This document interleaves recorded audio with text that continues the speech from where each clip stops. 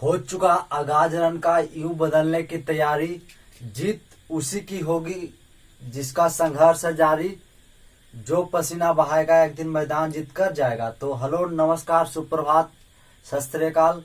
आप सभी का स्वागत है आपके अपने परिवार राय ऑनलाइन एकेडमी पर। तो हम लोग आज के क्लास में बायोलॉजी को पढ़ेंगे, जो आपका सेकंड क्लास होगा, है ना। जो एक फर्स्ट क्लास को हम लोगों ने स्टार्ट कर दिया था, उसमें आपको पाचन तंत्र को हम लोगों ने स्टार्ट किया था कि, और पाचन तंत्र में हम लोगों ने क्या पढ़ रहे थे,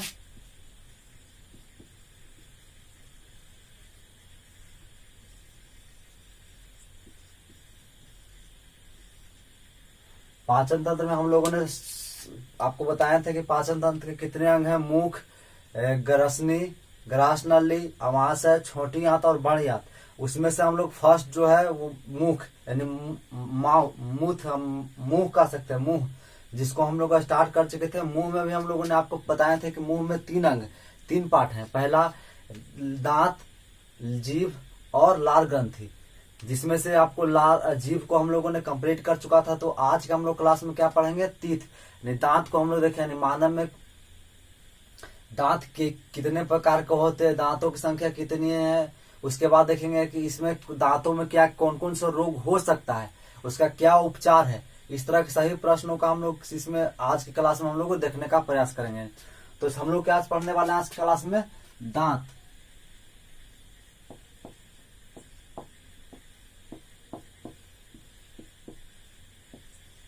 हम लोग क्या पढ़ने वाला, दांत। देखिए, दांत भी एक पाचन तंत्र का प्रमुख अंग है। क्यों अंग है, देखिए, मान लीजिए हम लोग अगर रोटी खा रहे हैं, तो जो रोटी को अगर मान लीजिए कि अगर दांत नहीं होता, तो उस स्थिति में यानी उस कंडीशन में क्या हम लोग रोटी को अपने पाचन यानी अपने पेट तक पहुंचाने में बहुत कम समय में पहुंचा पाते, तो नहीं। हाँ, पहुंचा पाते, ऐसा नहीं कि अगर आप रोटी को थोड़ा टुकड़ा को अगर जीभ पर रखेगा और बिना उसको दांत का प्रयोग किए आप सोचिएगा कि गल जाए, तो गलता है, लेकिन बहुत समय लगने के बाद गलेगा। तो उस कंडीशन में क्योंकि बहुत अगर एक थोड़ा सा टुकड़ा को पचाने में लगभग एक आध घंटा का समय लग सकता है, तो उस कंडीशन में बताइए अगर दांत न होता तो क्या पाचन तंत्र जल्दी जल्दी हो पाता, नहीं। तो इसीलिए दांत अगर होगा, दांत भी एक पाचन तंत्र का प्रमुख अंग है, पार्ट है, जो क्या करता है, भोजन को बड़े बड़े भोजन के आकार को छोटे रूप में बदलता है। जब भोजन, जैसे रोटी हम लोग खाएं तो रोटी का टुकड़ा डाल दिए मुंह में, तो इस तरह से उसको चबला कर, है ना, जिस तरह से कर कर उसको क्या करते हैं, छोटे छोटे टुकड़े हम बदल देते हैं, यानी बॉल की तरह सभी को टुकड़े को मिलाकर, चाहे वो चावल हो या रोटी हो, चाहे पिज्जा, बर्गर, ईट, मीट, चिकन, मुर्गा, मछली, कुछ भी खाइए, तो दांत क्या करता है, सभी को काट देता है। सभी बड़े बड़े टुकड़ों को छोटे छोटे टुकड़े में काट कर एक गोल की तरह यानी बॉल की तरह बना लेता है। और वो बॉल कहाँ चल जाता है, ग्रासनी के बाद ग्रास नली होते हुए माँ से, है ना, छोटी बड़ी तक ये पहुंचता है। तो इस कंडीशन में क्या होता है कि चूंकि अब, है ना, तो जब तक अगर दांत का सहयोग नहीं रहेगा, तो कोई भी चीज अगर छोटा छोटा रूप में नहीं होगा, तो उस कंडीशन में ग्रसनी में प्रवेश नहीं करेगा। ग्रसनी दम देखने में आपको नस की इस तरह से लगे, है ना। ग्रसनी मतलब देखने में आपको लगेगा पाइप की तरह, मोटा पाइप 1 इंच का होता है, उस तरह। तो उस कंडीशन में क्या होगा, तो भोजन बड़े बड़े अगर दांत न होता, तो इस कंडीशन में क्या हो सकता था, तो भोजन आसानी से पच नहीं सकता, क्योंकि दांत बड़े बड़े टुकड़ा को हम लोग काट ही नहीं पाते। तो इस कंडीशन में दांत बहुत आवश्यक है पाचन तंत्र का, यानी वेरी इंपॉर्टेंट पार्ट है। तो हम लोग आज की क्लास में हम लोग क्या पढ़ने वाला है, दांत, है ना। तो दांत देखेंगे हम लोग, दांत के हम लोग प्रकार देखेंगे कार्य के आधार पर, यानी वर्ग के आधार पर दांत को 4 भागों में विभाजित किया गया। कितने भागों में विभाजित किया गया, 4 भागों में। पहला हम लोग देखेंगे इंसाइजर, फिर देखेंगे कैनाइन, फिर हो गया प्री मोलर, और एक हो गया मोलर। दांतों की संख्या कितनी है, 4 है। पहला हो गया इंसाइजर, कैनाइन, प्री मोलर और मोलर। इसको हम लोग संकेत में क्या लिखेंगे, आई। इसको हम लोग संकेत में सी। इसको हम लोग क्या लिखेंगे, तो पीएम लिखेंगे। और इसको हम लोग क्या लिखने वाले हैं, एम। तो बताइए, कार्य के आधार पर मानव में कुल दांतों के कितने प्रकार होते हैं, तो होता है इंसाइजर 4 प्रकार का होता है। इंसाइजर, केनाइन, मोलर, प्रीमोलर और मोलर, है ना, ये होता है। जब मानव यानी बच्चा का जन्म होता है, तो उस कंडीशन में सबसे पहले कौन सा दांत आता है, तो सबसे पहले ये दांत आता है, इंसाइजर आता है। सबसे पहले यानी मानव बच्चा में सबसे पहले कौन सा दांत आता है? इंसाइजर। सबसे पहले कौन सा दांत आता है? इंसाइजर। यहाँ तक कोई दिक्कत समझ में आ गया कि ना गया? तो इंसाइजर आता है, बच्चा में सबसे पहले कौन सा दांत आता है? इंसाइजर। इंसाइजर को हम लोग स्माइली टीथ भी कहते हैं। इंसाइजर को हम लोग क्या कहते हैं? Smiley teeth. स्माइल मतलब क्या होता है? मुस्कुराना, है ना। तो देखिए अगर कोई बच्चा, अगर कोई इंसान हंसता है तो उस कंडीशन में जो उसका दांत है वो निकल जाता है, यानी दिखाई देने लगता है। जो दांत आपको हंसने के दौरान यानी मुस्कुराने के दौरान जो दांत दिखाई देगा उसी को हम लोग क्या कहते हैं? Smiley teeth. वो अभी आपको फिगर में आपको दिखा देंगे तो आपको समझ में आ जाएगा, है ना। तो देखिए इस तरह से यानी कि दांतों के हम लोग कैनान जो इंसाइजर है जो सबसे पहले बच्चा में आता है, और इसी दांत को हम लोग क्या कहते हैं? स्माइली टीथ भी कहते हैं। अब जितने भी आप दांत किसी जैसे अभी तो आपको कम देखने के लिए मिलेगा, लेकिन पहले के जो स्थिति यानी आज से तो मतलब 40-50 साल पहले जब देखिएगा तो गांव के लोग यानी कहीं की ज्यादातर देखने को मिलता है जो स्त्री को जहां दांत निकला रहता था यानी मुंह से बाहर, तो जो मुंह से बाहर निकला दांत रहेगा उसी जो कौन सा दांत रहेगा तो उसी को हम लोग इंसाइजर कहते हैं। चाहे आप हाथी में देख लीजिए, हाथी में इस तरह से 2 गो आप दांत देखे होंगे, है ना, मुंह के बाहर निकलल, तो उस दांत को क्या कहते हैं? इंसाइजर। यानी जितने भी आपको बाहर के रूप में दांत दिखने के मिल रहा है, तो चाहे जो भी जीव जंतु हो सभी में वो कौन सा दांत रहेगा? इंसाइजर। और जो हाथी में अगर आप देख रहे हैं कि दांत बाहर निकला है उस हाथी को हम लोग क्या कहेंगे? तो नर हाथी। जो आप देखने से ही आप समझ जाइएगा कि ये हाथी नर है यानी मादा यानी स्त्री है या पुरुष। अगर जो हाथी में अगर सिंह की तरह दांत निकला रहेगा मुंह के पास तो वो नर हाथी रहता है यानी मेल रहता है, मेल एलिफेंट। और जिसमें नर रहता है वो मेल यानी फीमेल रहता है। तो ये समझ गए। तो देखिए हम लोग एक फिगर से समझे कि आखिर दांतों की संख्या मानव में किस तरह से।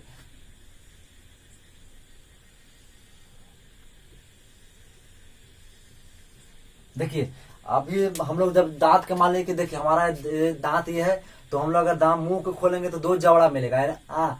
देखिए एक पार्ट नीचे की ओर खुलता है, एक ऊपर की ओर। तो एक नीचे की ओर जबड़ा को हम लोग निचला जबड़ा कहेंगे, और ऊपर जो देख रहे हैं जो जबड़ा देख रहे हैं उसको हम लोग क्या कहेंगे? ऊपरी जबड़ा। तो ये हम लोग क्या बना लिए? ऊपरी जबड़ा, ऊपरी जबड़ा।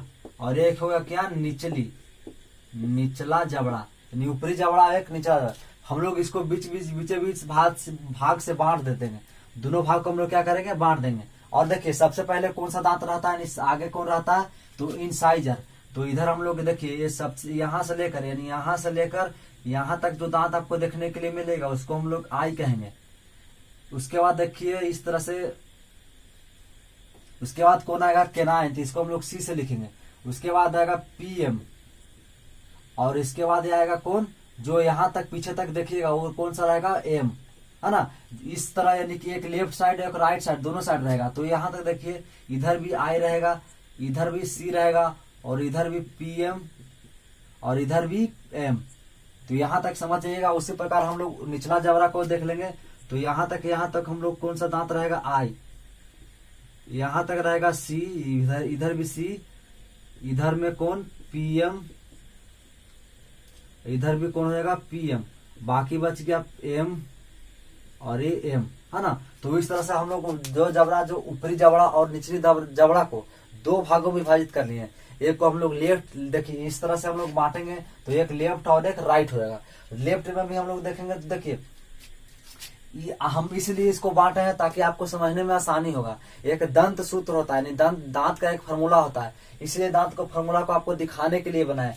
शुरुआत में आप क्या कीजिए, इसको हटा ही दीजिए तो अच्छा रहेगा, है ना। तो देखिए इस तरह से जो सेक्शन देख रहे हैं, यहाँ तक दांत रहेगा उसको हम लोग आई कहेंगे, यहाँ तक रहेगा उसको सी, इस तरह को पी, इस तरह, है ना। इस तरह सेक्शन देखिएगा तो देखिए क्या होता है।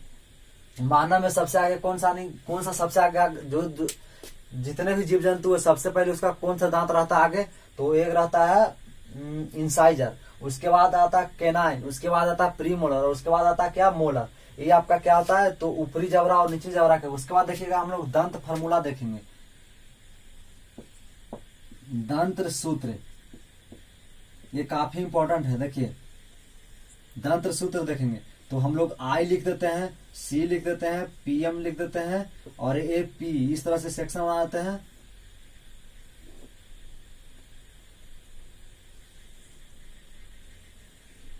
है ना। देखिए इस तरह से ऐसा कीजिए इसको ना, इस तरह से हम लोग सेक्शन ठीक नहीं है।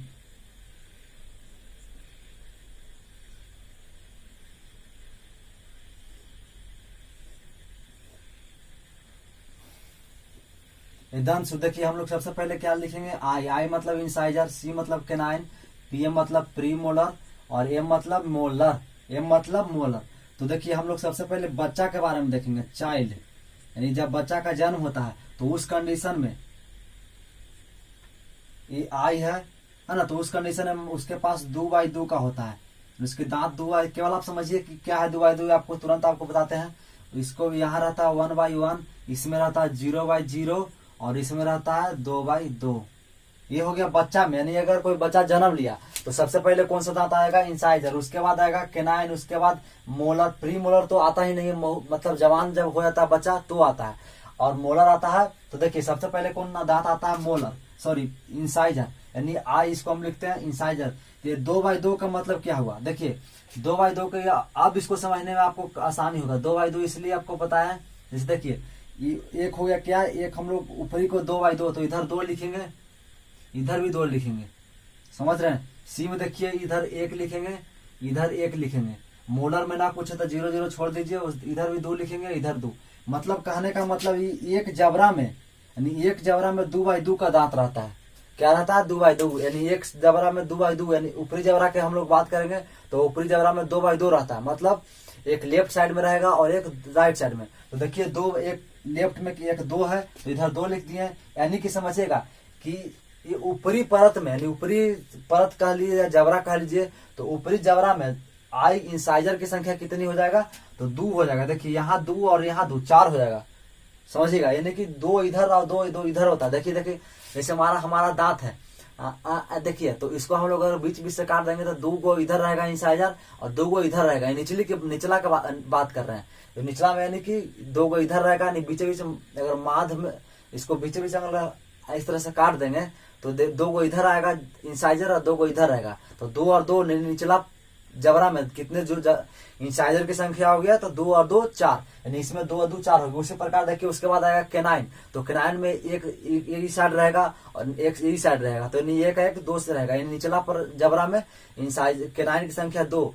और जब बच्चा का जन्म होता है उस स्थिति में उस समय प्रीमोलर की संख्या नहीं, प्रीमोलर नहीं होता है, यानी 0 होता है। उस कंडीशन में जितना जहां ये देख रहे हैं इस एरिया में यहाँ तक दांत नहीं जन्मता है, वहां खाली रहता है, उस जो एरिया है उस एरिया में कोई दांत नहीं जन्मता। जब बच्चा जवान होने लगता है, यानी उस कंडीशन में उसका जन्म दांत आने लगता है। उसके बाद मोलर देखिए तो मोलर भी 2 इधर होगा और 2 इधर होगा, तो यहाँ तक कोई दिक्कत नहीं होनी, समझ में आ गया कि ना गया, तो यहाँ तक कोई दिक्कत नहीं होना चाहिए। देखिए अब देखिए बच्चा में सबसे पहले कौन सा दांत आता है, तो इंसाइजर, उसके बाद केनाइन है ना, उसके बाद मोलर, तब प्री मोलर। तो देखिए बच्चा की हम लोग बात करें, यानी जब बच्चा मान लीजिए कि जवान हो जाए, यानी यंग हो जाए, तो उस कंडीशन में क्या होगा, तो जो ये देख रहे हैं तो 2/2 ही रहेगा, 1/1 ही रहेगा, और यहाँ 2/2 हो जाएगा, यहाँ क्या हो जाएगा 2/2, और यहाँ भी हो जाएगा 2/2, समझिएगा। जब जितने भी आप बच्चा में देख रहे हैं तो बच्चा में कौन सा दांत नहीं आता है, नहीं, जब बच्चा जन्म लेता है बच्चा के समय में कौन सा दांत नहीं होता है, तो प्री मोलर जब जवान होने लगता है बच्चा तो उस कंडीशन में आना शुरू हो जाता है, कौन सा दांत, प्री मोलर। और एक प्री मोलर जब मनुष्य में एक ही बार आता है, प्री मोलर क्या आता है, मनुष्य में एक ही बार आता है ना, मनुष्य में दोबारा नहीं। अगर एक बार जन्म ले लिया तो मान लीजिए अगर बाई चांस कभी किसी कारण से टूट भी जाए तो आपका ये दांत आने वाला नहीं है ना, समझ रहा है, कोई दिक्कत नहीं है, नहीं समझ गया कि ना गया, तो यहाँ तो कोई दिक्कत नहीं होनी चाहिए। प्री मोलर इंसान में एक ही बार आता है, अगर मान लीजिए कोई अगर गलती से टूट भी जाए दांत तो दोबारा वो जन्म में उनमें नहीं। बाकी जितने भी आप दांत देख रहे हैं, ये बच्चा में ये इंसाइजर 2/2, केनाइन, मोलर, ये जब बच्चा में जन्म लेता है तो ये सब सभी दांत आएगा, और आने के बाद एक बार टूटता है, यानी एक बार टूटने के बाद दोबारा जन्म लेता है। इसी को क्या कहते हैं, दूध का दांत कहते हैं। मान लीजिए अगर जो दांत आ गया वो टूटने लगता है तो उसका जो शुरू बच्चा में जो दांत आता है उसको हम लोग दूध का दांत कहते हैं, है ना, क्या कहते हैं हम लोग, दूध का दांत कहते हैं। तो दूध का दांत देखिए बच्चा में कौन कौन सा दांत आता है, आई, सी और एम, पीएम तो नहीं, एम। तो देखिए जो दांत बच्चा में नहीं आता है और तो जो दांत बच्चा में आता है उसका एक न एक दिन टूटता है और टूटेगा तो दोबारा जन्म लेगा, यानी दोबारा उसका जन्मता है। तो इस दांत को हम लोग क्या कहते हैं? अस्थायी दांत कहते हैं। यानी जब बच्चा का जन्म होता है तो बच्चा का जितने भी दांत आएगा बच्चा का समय, तो सभी दांत एक बार टूट जाएगा। तो जब टूटेगा तो उसको हम लोग अस्थायी दांत कहेंगे, मतलब अस्थायी नहीं है, एक बार टूटने के बाद पुनः एक बार जन्म लेगा, दोबारा होगा। तो देखिए यानी बच्चा में कितने हो गए? बच्चा में देखिए 2 2 4 4 5 6 7 8 9 10, यानी कि निचली बच्चा में, यानी कि बच्चा में निचला जबड़ा में क्या होता है? दांतों की संख्या 20 होता है। कितना हो गया जी? 2 2 4 4 1 5 6 7 8 9 10, यानी 10 होता है। यानी 10 इधर और इधर भी देखिएगा तो गिनिएगा तो 10 ही होता है। तो 10 और 10 20, यानी बच्चा में बच्चा में दांतों की संख्या कितनी होता है? 20। कि बच्चा में कितना होता है? दांतों की संख्या 20।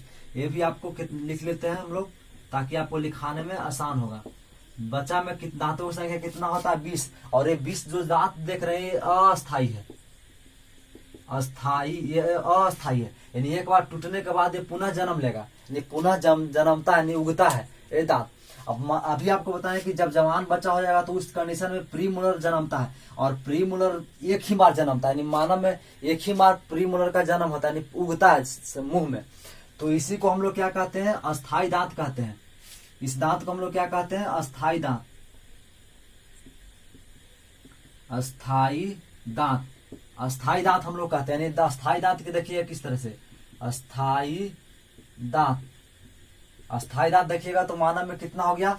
तो देखिए यानी प्रीमोलर यहाँ है तो 2 यहाँ और 2 यहाँ, यहाँ भी 2 और यहाँ भी 2, तो 2 और 2 4 और 2 6, यानी कि 4 गो ऊपर की जबड़ा में और 4 गो निचल की जबड़ा में, तो 4 और 4 8, यानी 8 होगा। किसकी? प्रीमोलर की संख्या कितनी हो गई? 8। मानव में प्रीमोलर की संख्या कितना है? 8। कई बार अब जब एक बड़े एग्जाम दीजिएगा तो उस कंडीशन में आपको डीपली प्रश्न पूछ देता है, तो इसीलिए हम आपको डीपली पढ़ा रहे हैं। ऐसा नहीं कि हम तो ऊपर हम ये पढ़ा सकते थे, लेकिन नहीं, कभी कभी क्या होता है है ना, एग्जामिनर का क्या प्रश्न मन में क्या चल रहा नहीं चल रहा, तो उस कंडीशन में कई बार प्रश्न आ जाए कि बच्चा में प्रीमोलर की संख्या कितनी है, तो बच्चा में कोई प्रीमोलर नहीं होता। समझ में आ गया कि ना गया? तो प्रीमोलर नहीं होता, तो है ना। तो यानी अस्थायी दांतों की संख्या कितना हो गई? 8। अब देखिए कुछ इंसान में, यानी कुछ इंसान में अकल का दांत भी आता है। अकल का दांत, ये नाम सुने ही होंगे, अकल का दांत। कुछ मानव में अकल का दांत आता है और कुछ में अकल का दांत नहीं आता है। ये अकल का दांत किधर आता है? तो पिछला, यानी सबसे पीछे की एरिया में आता है। सबसे पीछे में कौन सा दांत है? तो मोलर। प्रश्न आएगा कि अकल का दांत किस में होता है? तो मोलर में होता है। अकल के दांत किस में होता है? मोलर में। यानी देखिए एक अगर मान लीजिए किसी इंसान के पास अकल का दांत आया तो उस कंडीशन में एक निचला जबर में एक इधर होगा और एक इधर, तो निचलका का हो गया एक 2, यानी निचलका में 2 हो गया, और इसी प्रकार एक इधर और एक इधर, ऊपर का में भी 2, तो एक और एक इधर भी एक और एक इधर भी।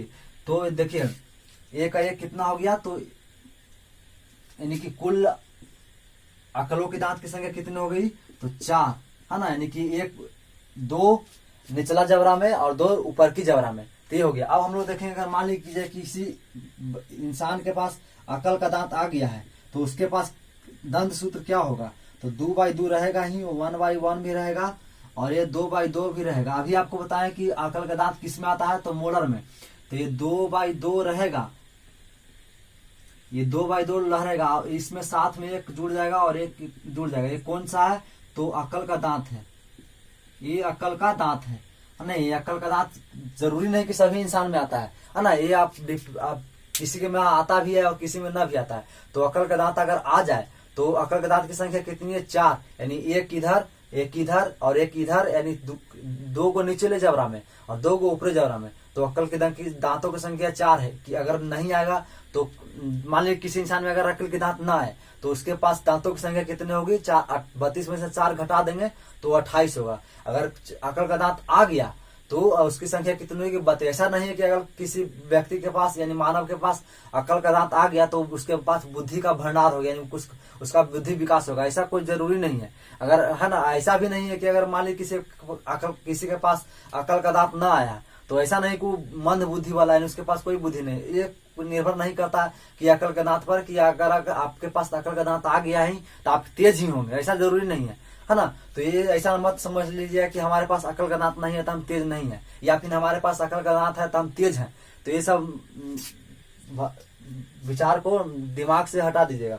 तो अभी आपको बताएं कि अकल के दांत अगर किसी इंसान में आ जाए तो उस कंडीशन में उसके पास दांतों की संख्या कितनी हो जाएगी, 32, है ना, यानी कि कितनी हो जाएगी, 32। देखिए, और ये भी जो अकल का दांत मान लीजिए किसी में आ गया, तो जब अकल का दांत एक बार मानव में आ जाता है तो दोबारा वो टूटता नहीं है। अगर टूट भी जाए तो दोबारा उगता भी नहीं, यानी एक बार अगर अकल का दांत आप में आ गया तो क्या होगा, दोबारा वो जन्म नहीं लेता है। तो इसको भी हम लोग अस्थायी दांतों की संख्या में गिनती करते हैं। तो अकल की दांत की संख्या कितनी होगी, 4।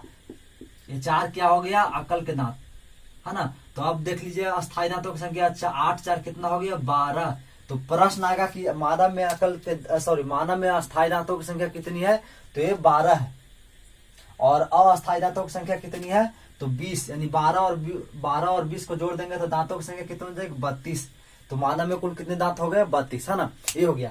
कई बार ये प्रश्न आता है कि मानव में कुल कितने दांत जन्म लेते हैं, यानी कुल कितने दांत होते हैं, सभी को मिला दिए। तो देखिए, अभी आपको बताएं कि बच्चा में अगर जितने भी दांत जन्म लेगा, एक बार टूट के दोबारा जन्म लेता है, तो सबसे पहले बच्चा में जन्म होगा तो 20 दांत आएगा, 20 दांत शुरू में आएगा। तो ये 20 दांत जब टूट जाएगा तो इसके जब बदले में 20 दांत और जमेगा। कौन सा दांत जमेगा, 20 दांत और जमेगा। और बाकी अस्थायी दांतों की संख्या कितनी है, 12। तो देखिए, ये यानी कि सबसे पहले बच्चा का जन्म होगा तो ये दांत होगा, इसके बाद ये दांत टूट जाएगा तो इसके जगह पर 20 दांत और जन्म लेगा। तो 20 से 20 40। अब प्लस में अस्थायी दांत जो कभी टूटता नहीं है, एक बार आ गया तो दोबारा नहीं जन्म लेगा। तो ये हो गया, कुल मिलाकर 52 हो गया। प्रश्न आया कि मानव में कुल कितने दांतों आते हैं, तो 40 अस्थायी दांत होते हैं और ये 12 अस्थायी दांत होते हैं। ये आपका हो गया दांत से संबंधित। ये बताइए, दंत सूत्र काफी इंपॉर्टेंट है ना। तो दंत सूत्र यहाँ तक कोई दिक्कत नहीं होती, समझ में आ गया कि ना गया। तो उसके बाद हम लोग देखेंगे दंत सूत्र से समझ के हम लोग आगे हम लोग देखेंगे। और ये इंपॉर्टेंट, जो अकल का दांत देख रहे हैं मानव में, ये अवशेषी अंग है। इसी जो क्या है, मानव का अवशिष्ट अंग है। अवशेषी या इसको अवशिष्ट कह सकते हैं, अवशिष्ट अच्छा ही रहेगा। तो ये क्या है, अवशिष्ट। ये मानव का अवशिष्ट है। अवशिष्ट अंग मतलब इसमें मानव के शरीर में इसका कोई अंग, मानव के शरीर में यानी किसी भी शरीर में अगर उस अंग का कोई काम ना हो, उस अंग को हम लोग क्या कहते हैं, तो अवशिष्ट अंग कहते हैं, है ना। जैसे अकल का दांत, ऐसा नहीं कि अकल का दांत किसी को कोई काटने के लिए किसी में अगर आ भी जाए या फिर न भी आए, तो ऐसा नहीं कि अकल का दांत कम है तो चबाने में देरी होगा, ऐसा नहीं है। तो अकल का दांत क्या है, तो इस अवशिष्ट अंग है, इसका कोई काम नहीं है मानव शरीर में, तो इसी को हम लोग अवशिष्ट अंग कहते हैं। देखिए, मानव शरीर में कुल 5 ऐसे अंग हैं जिसको हम लोग अवशिष्ट के अंगों के नाम से जानते हैं। कौन कौन सा है, तो पहला हो गया, अभी आपको पढ़ा है कौन सा, तो अकल का दांत। कौन सा, अकल का दांत। समझ में आ गया कि ना गया। तो अकल का दांत हो गया। उसके बाद कौन सा है, तो जो बाल उल देख रहे हैं शरीर में, सब बाल देख रहे हैं, जहां भी आपका बाल है तो उसको भी अवशिष्ट अंग है। उसका हमारा शरीर में बाल का कोई काम नहीं है। ऐसा नहीं कि बाल अगर देखने में ऐसे कर तो हैंडसम लग रहे हैं, अगर बाल ना होता तो भी हम लोग हैंडसम लगते, ऐसा नहीं। क्योंकि अगर सभी लोग के पास बाल ना होता, ऐसा नहीं कि अगर जितने भी इंसान है तो किसी के पास बाल, अगर एक पूरा अगर बाल ना होता तो सब लोग देखने में हैंडसम लगता है ना। तो जरूरी नहीं कि अगर ऐसे लड़की क्या करती है, थोड़ा सा ऐसे गिरा देगी एक बाल और ऐसे मारेगी ना, तो लेकर क्या उसका नजर में पगला जाता है ना। तो ये जरूरी नहीं कि अगर आप बाल रहेगा तो ही हैंडसम आप दिखिएगा, ये जरूरी नहीं है। तो दो हम लोग देखनी है, पहला कि अकल का दांत को हम लोग अवशिष्ट अंग कहते हैं। दूसरा, बाल, शरीर के जितने भी बाल है वो भी अवशिष्ट अंग में आता है। तीसरा, अपेंडिक्स, ये बड़ी आंत में होता है। ये क्या होता है, देखिए, जब आदि मानव में क्या हुआ, जब आदि मानव, आपको पता होगा कि शुरुआत में क्या कंद मूल घास पत्ता खाता था, तो उस कंडीशन में पाचन क्रिया काफी, चूंकि घास, जानवर तो हम लोग है नहीं, जानवर को जरूरी है अपेंडिक्स। लेकिन अब मान लीजिए पत्थर उथर चल गया तो उस कंडीशन में क्या होता है, शुरुआत में जब आदि मानव था तो उसको कंद मूल पत्ता पत्ती खाता था, तो उसको पचाने के लिए अपेंडिक्स की जरूरत होता था। लेकिन हम लोग मॉडर्न युग का मानव है, हम लोग को पत्ता वो सब नहीं खाने, कंद मूल मतलब क्या, घास फूस ये सब नहीं खाते हैं। क्या नहीं खाते, घास फूस नहीं खाते हैं। तो उस कंडीशन में हम लोग को अपेंडिक्स की जरूरत नहीं है। हाँ, कभी कभी पर्व उरब होता है तो उसमें हम लोग जैसे देख लीजिए जितिया उतिया होता है, उसमें लोग स्त्रियां खाती है तो वो अलग बात, वो कभी कभी खा लेती है, ऐसा नहीं कि हमेशा खाती है। तो अब मानव शरीर में भी अपेंडिक्स का कोई कारण नहीं। समझ में आ गया कि ना गया? तो तीसरा हो गया अपेंडिक्स। चौथा हो गया, ये कान देख रहे हैं, जो कान देख रहे हैं, कान का जो बाहरी भाग देख रहे हैं, जिसको हम पकड़े हैं, इसका भी कोई शरीर में कोई काम नहीं है ना। हम लोग इसका ना भी रहेगा तो भी हम लोग इसको क्या करेंगे, सुन सकते हैं। नहीं, जो आप बोलिएगा तो उसके आवाज को हम लोग सुन सकते हैं, तो इसको भी मानव शरीर में इसका कोई काम नहीं। और एक है पूंछ का हड्डी। देखिए मानव जब आदि मानव था, उसके पीछ में एक हड्डी होता था, तो धीरे धीरे वो हड्डी क्या हुआ, गलना शुरू हो गया, और एक समय आ गया हम लोग के पास कोई हड्डी नहीं है। तो उस अगर आप पीठ को छुएगा तो थोड़ा सा आपको उठा हुआ है ना पीठ में दिखाई देगा हड्डी, जहां पूछ था बांदर का, तो उसका भी कोई काम नहीं है ना। तो ऐसा नहीं कि कोई काम नहीं है। तो ये 5 कुल अंग है जिसको मानव में कोई काम नहीं है। कौन कौन सा है? तो शरीर में बाल, पहले सबसे पहले देख लीजिए अकल का दांत, दूसरा शरीर में बाल का आना, तीसरा हो गया अपेंडिक्स, चौथा हो गया क्या, तो पूंछ का हड्डी हो गया, और एक है ना, और एक चौथा आपका भी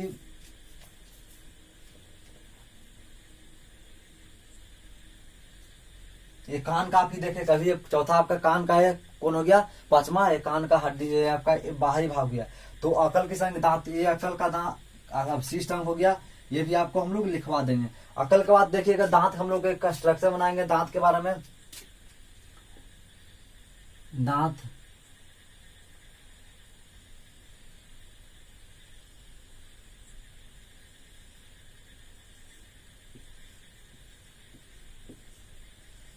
ये क्या है, दांत है, ये मानव का दांत है। दांत क्या एक जो देख रहे हैं जड़ है, यानी कि हम लोग क्या है इसको जड़ कह सकते हैं। ये क्या है, रूट। ये हम दांत के ऊपरी भाग को हम लोग क्या कहते हैं, शिखर या क्राउन कहते हैं। शिखर या इंग्लिश में हम लोग क्राउन कहते हैं। और ये जो बाहरी जो एरिया देख रहे हैं इसमें परत, इस परत को हम लोग कहते हैं इनामेल। इनामेल है ना, इनामेल। ये क्या है, इनामेल हम लोग कहते हैं, इसका हम लोग क्या कहते हैं, इनामेल। तो देखिए जो दांत है, दांत में क्या होता है, दांत के सबसे ऊपरी भाग को हम लोग क्या कहते हैं, क्राउन, ये इसको शिखर कहते हैं। जो परत देख रहे हैं दांत में, जो इस तरह से उज्जर देख रहे हैं, ये इसको हम लोग इनामेल कहते हैं। और शरीर का सबसे कठोरतम जो तत्व है ये इनामेल है। ये क्या है, शरीर का सबसे कठोरतम तत्व है। इसको अगर आप जला भी दीजिएगा दांत को तो जलता नहीं है। यानी शरीर का सब प्रश्न आएगा, शरीर का सबसे कठोर तत्व कौन है, कठोरतम तत्व कौन है, तो इनामेल है। इनामेल कहाँ पाया जाता है, तो दांत में पाया जाता है ना। अब देखिए क्या होता है कि मान लीजिए कि कोई व्यक्ति लगातार 10 दिन 15 दिन 1 महीना 2 महीना दांत न धोता है, क्या करता है, दांत ब्रश नहीं करता है, तो उसको क्या होता है, जो जड़ देख रहे हैं, यानी कि जो जड़ देख रहे हैं, रूट है ना, इसे जो यानी कि चमड़ा देख रहे हैं, यानी कि जहाँ दांत जमा है जड़, तो इस कंडीशन में क्या होता है, यहाँ जम जाता है, नहीं दांत सड़ने लगता है। नहीं, चूंकि दांत सड़ने लगे इसी जड़ से शरीर में, यानी दांत में पोषक तत्व जाता है। क्या जाता है, पोषक तत्व कैल्शियम वगैरह सब जाता है कहाँ, इसी जड़ के द्वारा। तो बताइए यहाँ अगर कोई व्यक्ति दांत लगातार नहीं धो रहा है तो यहाँ बैक्टीरिया जम जाता है, और बैक्टीरिया जम जाने से क्या होता है, दांत धीरे धीरे सड़ने लगता है ना। आप गुटखा भी खाइएगा, यानी अक्षय कुमार या अजय देवगन का पान मसाला गुटखा उटका भी खाइएगा, प्रचार करता ही है ना। तो उस लोगों को शर्म नहीं पड़ता है कि देश को कितना बर्बाद करने वाला लगा है ना। तो ये खैर वो अलग बात है कि गुटखा उटका जितना सब अगर आप खाइएगा तो आपको दांत सड़ने लगेगा, क्योंकि यहाँ आप है ना, ये गुटखा से क्या होता है, जहरीला चीज है, जहरीला है ना, लोग ऐसे यूज करते वो अलग बात है। तो क्या होता है, जो कि पोषक तत्व किससे जाता है, दांत में पोषक तत्व कहाँ से जाता है, तो ये जाता है रूट यानी जड़ से। तो जड़ में बताइए अगर जड़ ही अगर मजबूत ना हो तो क्या पोषक तत्व पर्याप्त मात्रा में यानी प्रॉपर वे में जा पाएगा, नहीं जाएगा। तो इसी धीरे धीरे क्या होगा कि आपका दांत है जो जड़ है वो धीरे सड़ने लगता है, और सड़ने लगेगा तो एक समय आएगा कि आपका दांत झड़ने लगेगा। एक दांत झड़ गया तो देखते देखते आपका सभी दांत को मतलब कोरोना की तरफ फैल जाएगा। जैसे कोरोना अगर एक को हो गया, अगर उसके संपर्क में आ गए तो उसको भी हो जाता है। जैसे उसी प्रकार क्योंकि एक दूसरे दांत एक दूसरे से संपर्क में है, तो ये वो अगर हो गया, यानी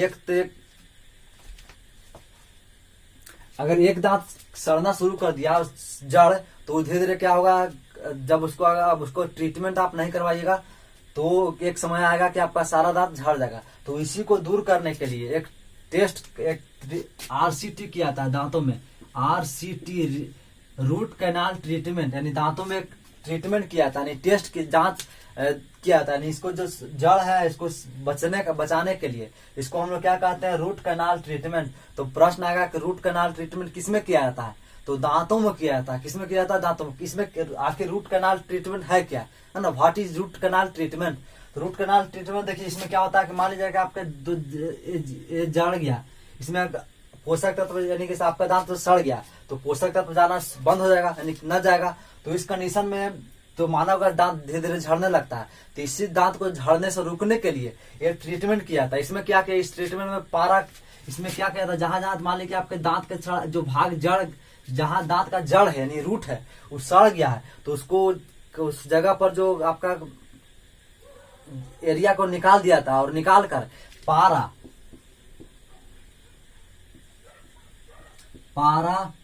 पारा के साथ चांदी मिलाकर उसमें भर दिया जाता है ना। पारा के साथ चांदी मिलाकर भर जाता है। या अगर आप पैसा वाला अधिक हैं तो पारा के साथ क्या मिलाया जाता है, पारा के साथ सोना मिलाया जाता है। पारा के साथ क्या मिलाया जाता है, सोना। अगर आप दम गरीब आदमी है तो उसको कुछ अन्य तत्व के साथ मिलाकर उसमें भर दिया जाता है, किसमें, जहां जड़ सड़ चुका है।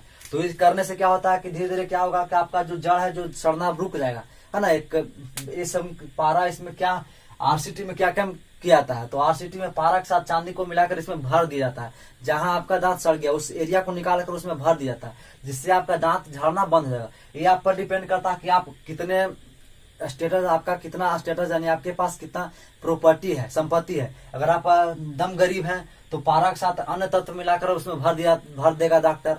और उससे आपको लगता है कि नहीं, कुछ हम मीडियम परिवार के हैं तो आपको लगता है कि ये ज्यादा दिन तक जो हमारा जो ये दांत है ज्यादा दिन तक चले, तो उस कंडीशन में आप चांदी भी उसमें डलवा सकते हैं पारा के साथ। अगर आप बहुत बड़े करोड़पति हैं तो उसमें आप क्या कर सकते हैं, सोना भी मिलाकर डलवा सकते हैं। तो यही है आपका आरसीटी, ये सब आपको लिखवा दिया जाएगा, इसमें आपको टेंशन लेने की बात नहीं है।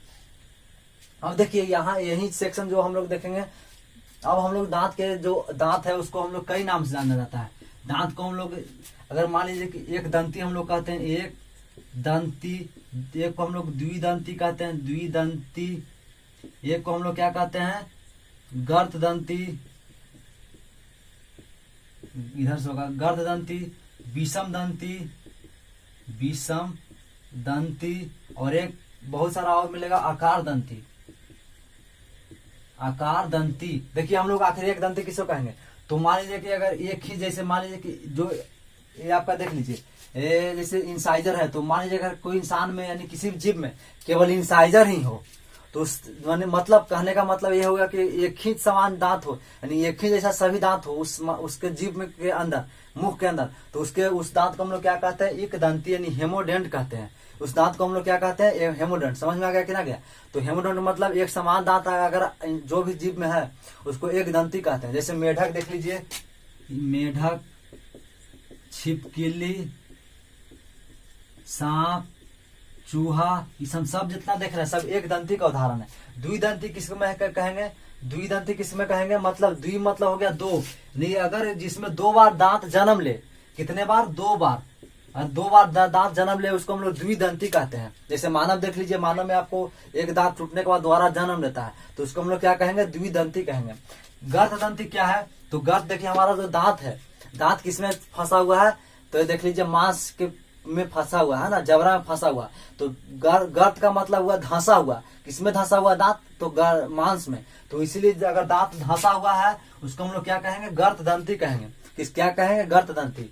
उसके बाद विषम दंती का मतलब हुआ अगर आप एक दंती में हम लोग क्या समझे कि एक समान दांत रहेगा, लेकिन विषम दंती में एक समान अगर असमान दांत, जैसे देख लीजिए मानव में इंसाइजर हो गया, केनाइन हो गया, यानी अलग अलग आकार के दांत हैं। तो इसको हम लोग अगर किसी जीव में अलग अलग आकार के दांत है तो उसको हम लोग विषम दंती जीव कहेंगे, उसको हम लोग क्या कहेंगे, विषम दंती। और ये आकार दंती एक लास्ट बच गया, आकार दंती किसे कहेंगे, जैसे मान लीजिए कि अगर हम लोग सेब या अमरूद खाते हैं, तो देखिए अगर अमरूद को हम लोग दांत से काटते हैं तो अमरूद पर आकार आ जाता है, यानी शेप बन जाता है हमारा दांत के जैसा, यानी दांत जैसा है वैसा ही आकार आता है किस पर, सेब या अमरूद पर।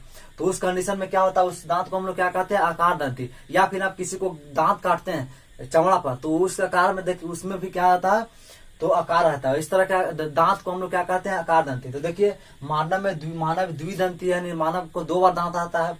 मानव का दांत धंसा हुआ यानी गर्त दंती है। विषम दंती मतलब मानव का दांत है अलग अलग प्रकार का है, आकार का है, तो ये भी है। आकार फिर आकार दंती, जब इंसान मानव दांत कुछ खाता है तो उसका आकार आ जाता है। तो ये सब जितना दांत देख रहे हैं, केवल एक दंती मानव नहीं है। तो ये भी कई बार प्रश्न आता है कि मानव निम्नलिखित में से है एक दंती, द्विदंती, विषम दंती, गर्त दंती, आकार दंती। इस तरह से ऑप्शन रहेगा, तो आप है ना, इस तरह से अगर समझ जाइएगा तो यहाँ से आप मार सकते हैं। तो ये हम लोग मानव के जितने भी दांत से संबंधित प्रश्न है, तो यहीं से प्रश्न आएगा, इससे बाहर आने का संभावना नहीं है। क्योंकि कुछ भी हम लोग जितना पढ़े हम लोग डीप पढ़े, तो यहाँ तक छूटने वाला नहीं यार। और देखिए मुख में हम लोग 3 चीज का पढ़ना है, एक दांत, जीभ और एक लार ग्रंथि। जिसमें से हम लोगों ने क्या पढ़ लिया, दांत को भी पढ़ ही लिए, जीभ को पिछले क्लास में हम लोगों ने पढ़ा था, बाकी बच गया एक लार ग्रंथि। तो लार ग्रंथि भी हम लोग निपटा ही देते हैं, उसके बाद आपको लिखवा देंगे। क्या हम लोग देखेंगे, लार ग्रंथि, लार ग्रंथि।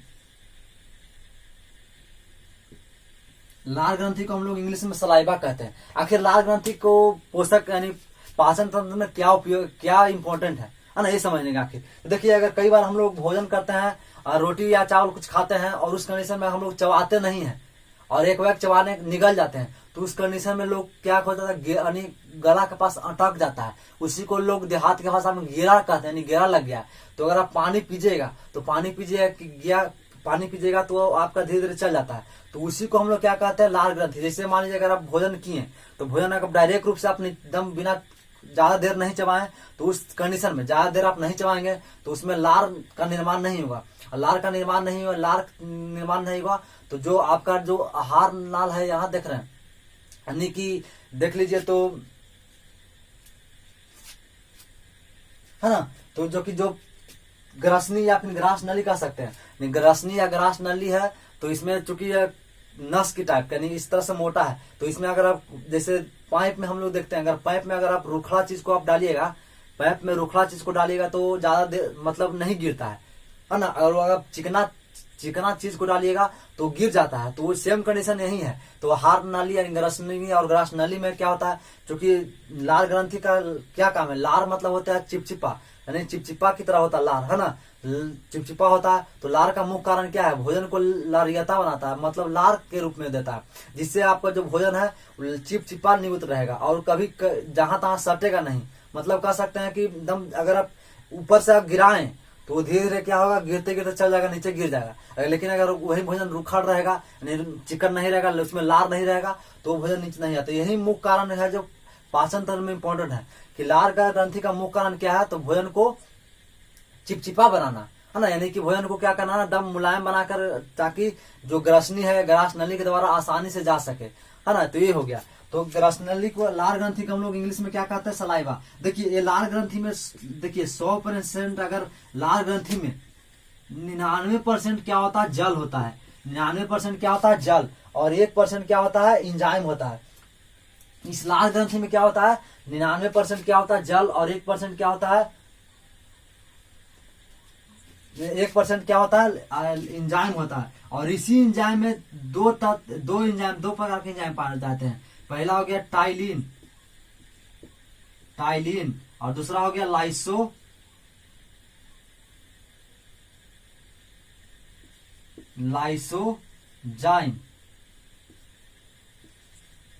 ये 2 प्रकार के क्या पाए जाते हैं, तो इंजाइम पाए जाते हैं। लाल ग्रंथि में 2 प्रकार के इंजाइम पाए जाते हैं। टाइलिन, इसको पी संकेत छिपा रहता है, यानी कि पी, इसको पढ़ा जाता है क्या, टाइलिन ही पढ़ा जाता है। और एक होगा लाइसोजाइम, क्या पढ़ा जाता है, लाइसोजाइम। और ये टाइलिन का क्या काम है और लाइसोजाइम का क्या काम है, तो टाइलिन का काम क्या है, स्टार्च का पाचन करना। और लाइसोजाइम का क्या कारण है, जैसे मान लीजिए अगर आप भोजन कर रहे हैं तो उसमें भोजन में मक्खी बैठ जाए और आप नहीं देखे और मक्खी मुंह में चल गया, तो उस कंडीशन में जो जितने भी सूक्ष्म जीव है उसको मारने का काम क्या करता है, तो ये ही लाइसोजाइम है जो क्या करता है, मारने का काम करता है सूक्ष्म जीवों को। तो ये आपका लार ग्रंथि भी छोटा सेक्शन था, इसको हम लोग कंप्लीट कर चुके हैं। तो ये आपका दांत और हम लोग लार ग्रंथि, मुख्य रूप से हम लोग जो मुख है वो हम लोगों ने कंप्लीट कर चुका है। तो नेक्स्ट क्लास में जब हम लोग बायोलॉजी पढ़ेंगे सैटरडे को, तो उसमें हम लोग क्या पढ़ेंगे, उसके बाद ग्रसनी है, तब ग्रास नली, अमास है, तब छोटियां, तब बड़ियां, इस तरह से हम लोग पढ़ेंगे। तो हेडिंग में लिखिए तीर्थ, दांत, हेडिंग में लिखिए दांत, दांत, और हाँ दांत लिखिए।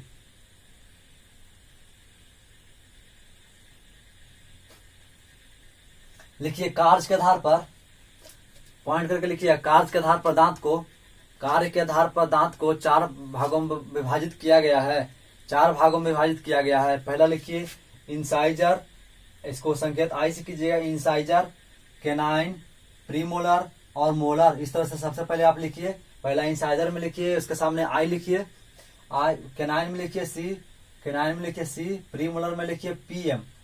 ये क्या है? पीएम है, पीएम, प्रधानमंत्री में ऐसा नहीं प्रधानमंत्री में समझिएगा, ये पीएम मतलब हो गया प्रीमोलर, ये मोलर मतलब एम, ये समझ गए, यहाँ तक कोई दिक्कत नहीं होनी चाहिए। उसके बाद पॉइंट करके लिखिएगा, पॉइंट करके लिखिएगा, बच्चा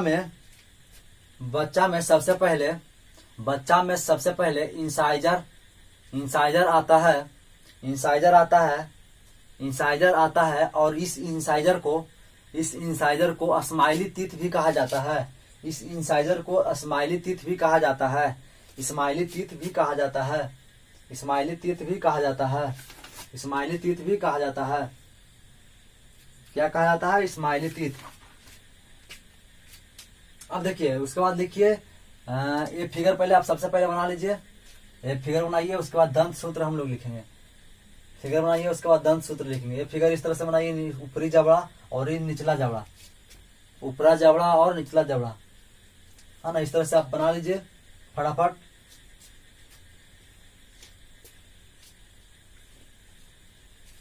ऊपरा जबड़ा और निचला जबड़ा, ये फिगर वो फटाफट बनाइए। उसके बाद हम लोग क्या देखेंगे? दंत सूत्र, दंत का जो फॉर्मूला है वो देखेंगे। तो चलिए हम लोग क्या करते हैं, समझ में आ गया कि नहीं? यहाँ तक कोई दिक्कत नहीं होनी चाहिए। उसके बाद हम लोग हेडिंग में लिखिए दंत सूत्र, दंत सूत्र, दंत सूत्र, और दंत सूत्र में लिखिए इस तरह से, पहले बनाइए कॉलम आई सी, आई मतलब इंसाइजर, सी मतलब केनाइन, पीएम मतलब मोलर, प्री मोलर और ए मोलर। और इस तरह से चाइल्ड मतलब हिंदी में अगर लिखना चाहते हैं बच्चा लिखिए, यंग मतलब लिखिए जवान, और इसमें लिखिए क्या?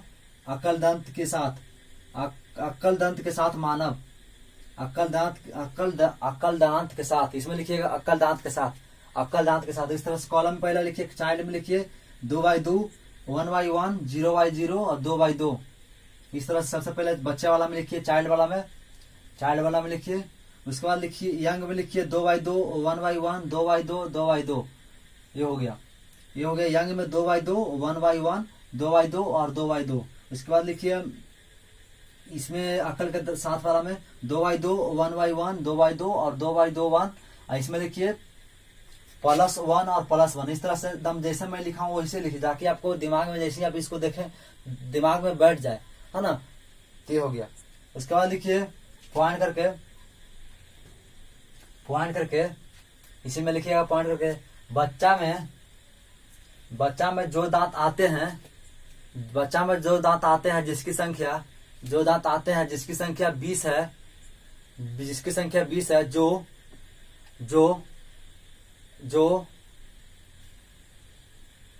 जो एक बार यह टूटकर पुनः जन्म लेता है, इसीलिए इस दांत को अस्थायी दांत कहते हैं। उसमें अगला पॉइंट करके लिखिएगा, मानव में अस्थायी दांतों की संख्या कितनी है? तो लिख लीजिए 8, और कोष्ठ में लिखिएगा प्रीमोलर 8, कोष्ठ में प्रीमोलर +4 में लिखिएगा कोष्ठ में अकल का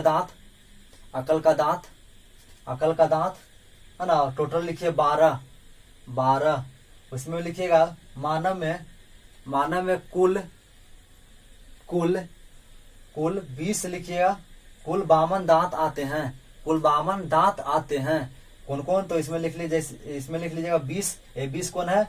जब जन्म लेगा तो, और 20 कौन? जब ये जन्म लेगा तो इसके बदले, जब ये टूटेगा तो इसके बदले 20 दांत और जन्म लेगा, तो 20 और 20 40, और 12 कौन हो गया? अस्थायी दांत। तो कुल मिलाकर 52 हो गया। तो यहाँ तक कोई दिक्कत नहीं होनी चाहिए। उसके बाद देखिए अक्ल के दांत की संख्या 4 है। फिर लिखिएगा इसमें अगला पॉइंट करके मानव में अकल के दांत के साथ कुल दांतों की संख्या 28 + 4 अर्थात 32 है। 28 + 4 अर्थात 32 है ना। जिसमें अकल के दांत ना होगा उसमें कितने होगा, तो 28 होगा। ये आपका हो गया। देखिए अकल के दांत को मानव का अवशिष्ट अंग कहते हैं। मानव का अवशिष्ट अंग कहते हैं जिसका कोई कार्य नहीं है। फिर लिखिएगा, क्योंकि ये पांचों अंग लिख लीजिए ताकि आपको दिमाग में बैठा रहे कौन कौन सा अंग अवशिष्ट अंग है। तो अगला हेडिंग लिखिए मानव का अवशिष्ट अंग। पहला लिखिए अकल का दांत। उसके बाद दूसरा लिखिए शरीर का बाल। अकल का दांत। दूसरा लिखिए शरीर का बाल। तीसरा लिखिए अपेंडिक्स, जो कहाँ बड़ी आंत में होता है, अपेंडिक्स। चौथा लिखिए कान का बाहरी भाग। और एक और पांचवा लिखिए पूंछ का हड्डी। तो ये आपका हो गया। उसके बाद हेडिंग, उसके बाद लिखिए दांत का इस तरह से फिगर बनाइए, है ना। जिस तरह से मैं कह रहा हूँ केवल आप कीजिए तो आपका ज्यादा होगा। देखिए अगर आप हमारे साथ सभी क्लास को जीएस चाहे जीके हो या फिर जीएस की क्लास, अगर हमारे साथ आप कंटिन्यूटी के साथ हमारे साथ जुड़े हैं तो आपको यकीन और विश्वास दिलाते हैं कि दुनिया का कोई भी ताकत आपको सिलेक्शन लेने से रोक नहीं सकता। केवल और केवल आपको हमारे साथ कंटिन्यूटी बनाकर रहना होगा, हाँ, निरंतर रहना। देखिए निरंतर बनाने से क्या होता है कि इंसान जो काम न भी होने आपको लग रहा है कि जो काम नहीं होगा वो भी आपको करवा कर हम रहेंगे, आपका सिलेक्शन लेवा कर रहेंगे, है ना। स्थिति जैसे देखिए अगर दशरथ मांझी अगर ये सोच लेते हैं कि हम, क्योंकि कितने बड़े पहाड़ हैं और पहाड़ को कुल एक छेनी और हथौड़ी से काटना काफी मुश्किल नामुमकिन है। अगर उस स्थिति में अगर आपका दशरथ मांझी सोच लेते हैं कि इतने बड़े पहाड़ को हम नहीं काट सकते हैं तो नहीं काट सकते। काटने का मूल मकसद है कंटिन्यूटी। अगर एक दिन काटे और दूसरा दिन अगर सोचते कि नहीं अब हम नहीं होगा, अगर लौट जाते दूसरा दिन नहीं जाते तो क्या पहाड़ को काट पाते? नहीं। तो उन्होंने कंटिन्यूटी 2-3 साल लगभग लगा दिया, है ना, अपने प्यार के चलते। वो अलग बात है अब कि उनका ना एक बार क्या हुआ, कहानी सुना ही देते हैं कि एक दशरथ मांझी चूंकि किसान है, गरीब परिवार से थे, तो उनके एक बार अपने खेत में काम कर रहे थे, तो पहाड़ के उस भाग में उनका घर था और इस भाग में खेती कर रहे थे, यानी हल चला रहे थे। तो उनकी पत्नी एक बार भोजन लाने गई और उसी भोजन में पहाड़, क्योंकि इधर आना है तो पहाड़ टपना ही पड़ेगा, तो पहाड़ टपने क्रम उनकी पत्नी क्या हो गई, गिर गई और इस तरह से, है ना। तो उसी और लगभग गिरने के बाद क्या होगा, भोजन तो गिरा ही, उसका मृत्यु भी लगभग हो ही गया था। तो उस कंडीशन में उन्होंने प्रतिज्ञा लिया कि हम इस पहाड़ को काट कर लेंगे। मैंने मतलब कि हमारी जो प्यारी पत्नी थी वो इसी पहाड़ ने हमको मारा है, यानी कि एक हमारी पत्नी के बलिदान के चलते कितना जाने कितने पत्नी या फिर कितने नरों यानी मानव का इसमें आने जाने में मृत्यु हो सकता है, हत्या हो सकता है। तो इसी के लिए उन्होंने सोचा कि नहीं अब क्या हम लोग करेंगे, इस पहाड़ को काट कर ही दम लेंगे। तो काटने का मेन क्या हुआ, तो कंटिन्यूटी यानी निरंतरता बनाए रखें। ऐसा नहीं कि एक दिन बनाए एक दिन है। तो इसीलिए आपको कहते हैं अगर हमारे क्लास के साथ हमारे साथ जुड़े रहिएगा नियमित रूप से, तो आपको यकीन और विश्वास लाते हैं कि दुनिया का कोई भी ताकत आपको हरा नहीं पाएगा, मतलब सिलेक्शन होने से रोक नहीं सकता। तो ये आपका हो गया। तो दांत का फिगर बनाइए, उस ऊपरी भाग को लिखिए शिखर या क्राउन, और इसके भाग को लिखिए इनामेल,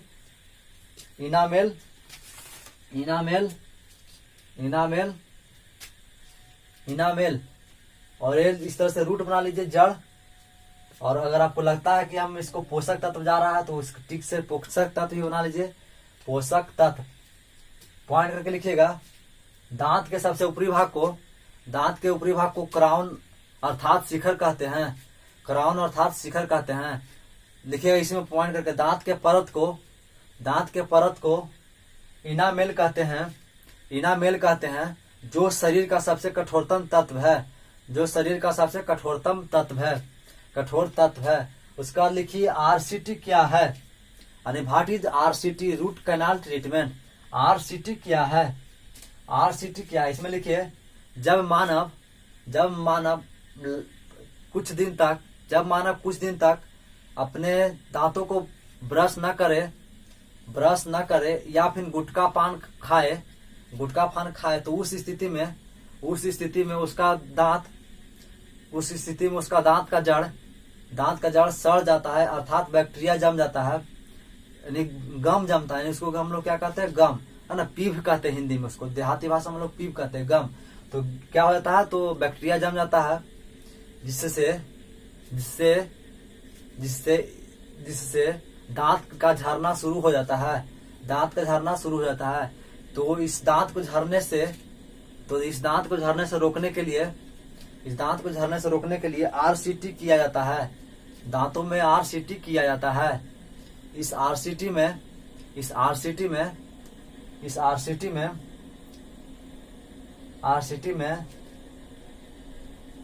जड़ के उस भाग को निकाल दिया जाता है, जड़ के सड़े हुए भाग को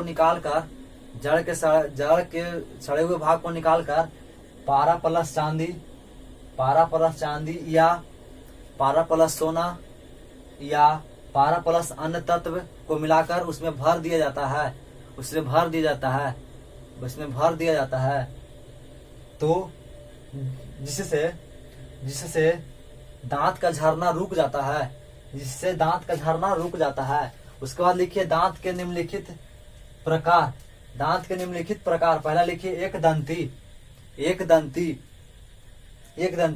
इसमें डैश देके लिखिए, एक दंती में यानी हेमोडेंट, एक दंती में लिखिए एक जैसा दांत को, किसी भी जीव में एक जैसे दांत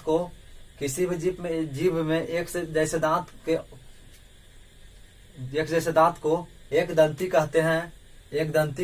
एग्जाम्पल लिखिए, मेढक, छिपकली, सांप, चूहा इत्यादि। उसका लिखिए द्विदंती, लिखिए दांतों को दो बार आना ही द्विदंती कहलाता है। उसका लिखिए गर्ददंती, लिखिए दांतों को मसूरे में फंसना ही गर्ददंती कहलाता है। उसका लिखिए विषमदंती, लिखिए दांतों के अलग अलग आकार होने के कारण जिस जीव में अलग अलग दांत होते हैं, अलग अलग आकार के दांत होते हैं, उसे विषमदंती जीव कहते हैं। उसका लिखिए आकार दंती, लिखिए इसमें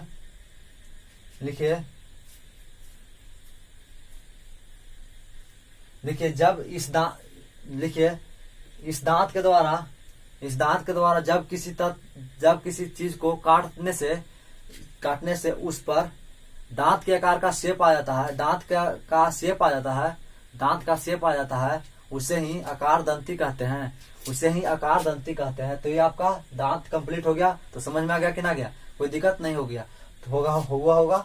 उसके बाद लिखिए लार ग्रंथि, इसको सलाइवा इंग्लिश में कहते हैं। तो लिखिए इसे इंग्लिश में सलाइवा कहते हैं। और इस तरह से सब फिगर बना लीजिए। 100% अगर लार है तो उसमें से 99% क्या होगा, जल, और 1% एंजाइम होगा। 1% क्या होगा, एंजाइम। और इसमें भी दो तरह के एंजाइम होगा, एक होगा टाइलिन और एक होगा लाइसोजाइम। और इस तरह से टाइलिन लिखिए PTYLIN, टाइलिन, और लाइसोजाइम इसमें डैश करके लिखिए। टाइलिन में स्टार्च का पाचन करता है, उसमें लिखिए, इसमें लाइसोजाइम में सूक्ष्म जीव को मारने का काम करता